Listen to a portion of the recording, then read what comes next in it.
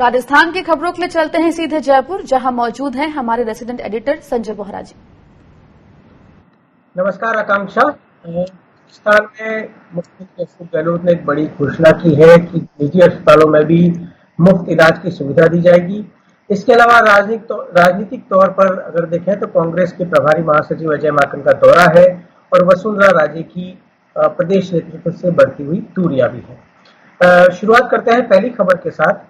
मुख्यमंत्री अशोक गहलोत ने कहा है कि निजी चिकित्सालयों में भी मुफ्त इलाज किया जाएगा कोविड पेशेंट्स का। ये कल उन्होंने घोषणा की जब रिव्यू कर रहे थे सिचुएशन का कोरोना की और जो नई गाइडलाइंस हैं उसके बारे में बात करते हुए।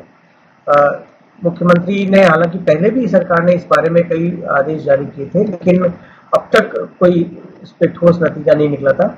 देखना है कि इस बार क्या कोई ठोस नतीजा निकल पाता है और सरकार प्राइवेट जो हॉस्पिटल्स हैं उनको बाध्य कर पाती है कोरोना का इलाज करने के लिए, क्योंकि मुफ्त इलाज तो दूर की बात है, वो इलाज भी नहीं कर रहे हैं। अब लेते हैं अगली खबर।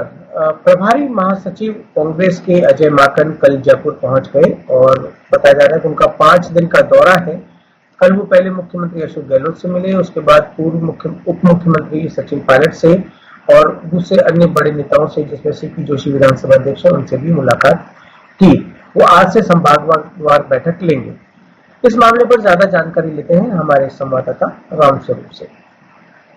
रामस्वरूप, क्या कार्यक्रम है अजय माकन का आज का? किन किन संभागों की मुलाकात होनी है नेताओं से और कितने कौन कौन से बड़े नेता थे जिन्होंने कल उनसे मुलाकात की है? देखिए, सुबह 10:30 बजे प्रदेश कांग्रेस कार्यालय में पहुंचेंगे अजय माकन और उसके बाद जो तमाम जो संगठन के पदाधिकारी हैं उनसे यहां पर मुलाकात करेंगे।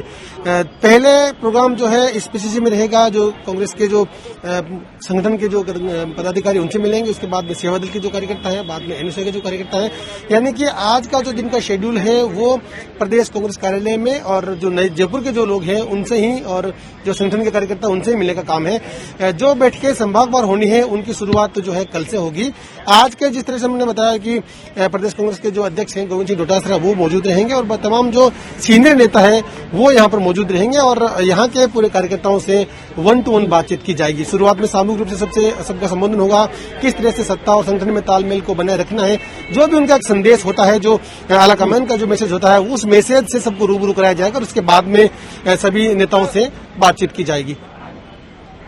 रामस्वरूप, एक खबर ये भी आ रही थी कि उन्होंने गहलोत गुट के साथ जो 102 विधायक रहे उनकी तारीफ की, तो क्या ये किसी बात का संकेत है?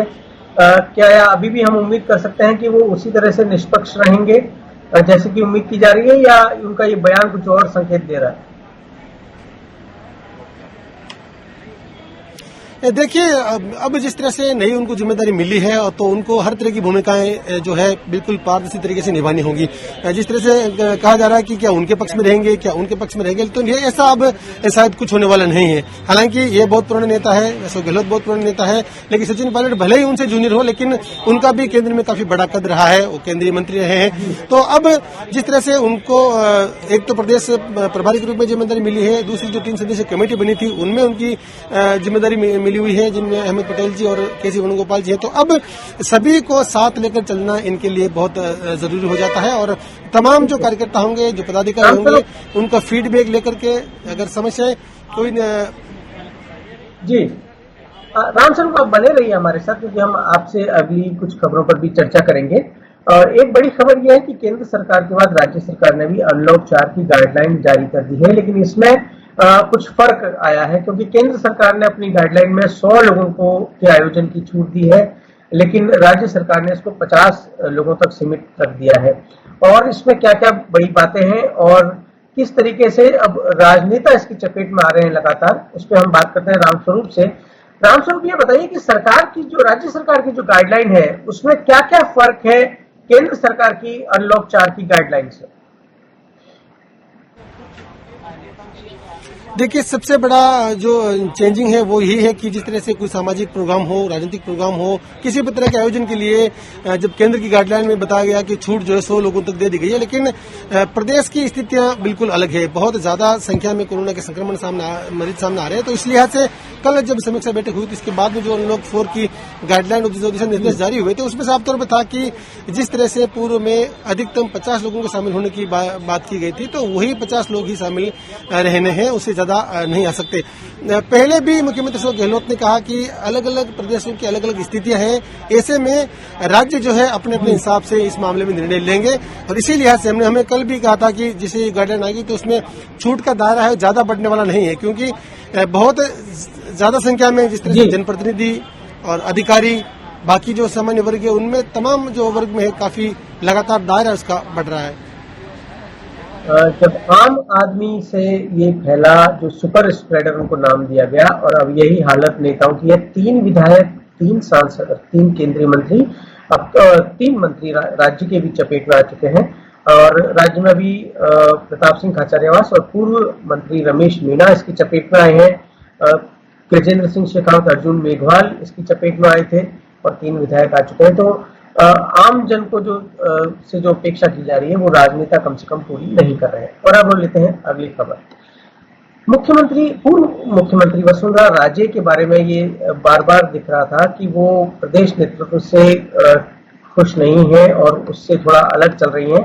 और अब जो एक हल्ला बोल अभियान शुरू किया गया था सोशल मीडिया पर, उसमें भी उनकी भागीदारी नहीं दिखी। और जब वो अभियान खत्म हुआ तो उसके 2 दिन बाद वसुंधरा राजे ने अलग से ट्वीट किए और बिजली और बिगड़ती कानून व्यवस्था पर गहलोत सरकार को घेरा है। उन्होंने रविवार को एक के बाद एक 3 ट्वीट किए थे, जिसमें उन्होंने बिजली के मुद्दे पर और कानून व्यवस्था पर सरकार को घेरा था। उसमें उन्होंने युवा किसान पुखराज डोगियाल के निधन की भी चर्चा की थी।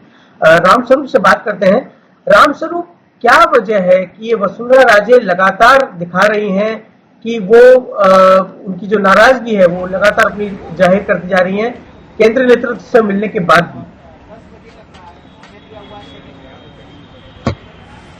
देखिए, जिस तरह से 28 अगस्त को हल्ला बोल कार्यक्रम शुरू हुआ था और उसके बाद में 2 दिन तक चुप्पी साधने के बाद में जो है वसुंधरा राजे कल 30 तारीख को जो है उस ट्विटर पे सक्रिय हुई और इस तरह के गहलोत सरकार को घेरा। इससे ये अब साफ हो गया है कि जिस तरह के खेमे के आरोप लगातार लगाए जा रहे थे, तो वो अब एक तरह से उनकी पुष्टि हो रही है। क्योंकि हम देखते हैं कि अलग अलग कितने बड़े प्रोग्राम हो, वसुंधरा राजे किसी भी प्रोग्राम में सामूहिक रूप से वो हिस्सा नहीं लेती है। जिस तरह से पहले जनसंवाद रैलियां हुई थी जिसमें तमाम जो केंद्रीय मंत्री हैं, बड़े नेता हैं प्रदेश के, उन सबको जोड़ा गया था, इसके बावजूद भी वसुंधरा राजे जनसंवाद रैलियों से नहीं जुड़ी। जो हल्ला बोल कार्यक्रम शुरू हुआ था, जिसका ऐलान जो है 5 दिन पहले कर दिया गया था, 3 अलग अलग चरणों में होगा, उसके बावजूद भी वसुंधरा राजे इस सोशल मीडिया के कैंपेन में हिस्सा नहीं बने और उसमें अलग से जो है खुद के स्तर पे अलग से सरकार को घेरने का काम किया है। तो इससे अब साफ हो गया है कि ये एक मैसेज देने का काम भी है केंद्रीय नेताओं को कि यहाँ पर सब कुछ ठीक नहीं चल रहा है। रामस्वरूप, आपका बहुत बहुत शुक्रिया इस तमाम जानकारी के लिए। और अब हम बढ़ते हैं अगली खबर की तरफ। फीस माफी का मुद्दा राजस्थान में गरमाया हुआ है और अभिभावक समिति है, संयुक्त अभिभावक समिति, उसने कल राजस्थान में बंद का आह्वान किया है। उन्होंने 50,000 पर्चे बांटे हैं और जो दूसरे वर्ग के समाज के व्यापारी वगैरह, उनसे भी मदद मांगी है इस बंद में भागीदारी के लिए। अभिषेक जैन बिट्टू जो है वो इसके मीडिया प्रभारी है संयुक्त अभिभावक समिति के, और उन्होंने बताया कि प्रदेश में 1.5 करोड़ से अधिक अभिभावक हैं जो पिछले 5 महीने से फीस माफी की मांग कर रहे हैं, लेकिन केंद्र और राज्य सरकार अनसुनी कर रही है, इसलिए उन्होंने बंद का आह्वान किया। और अब बढ़ते हैं अगली खबर की तरफ। राजस्थान का बाड़मेर जिला जो है वो एक रेगिस्तानी इलाका है। यहाँ पे बारिश बहुत कम होती है, लेकिन जब 2006 में यहाँ पर बाढ़ आई तो लोगों को बहुत आश्चर्य हुआ था।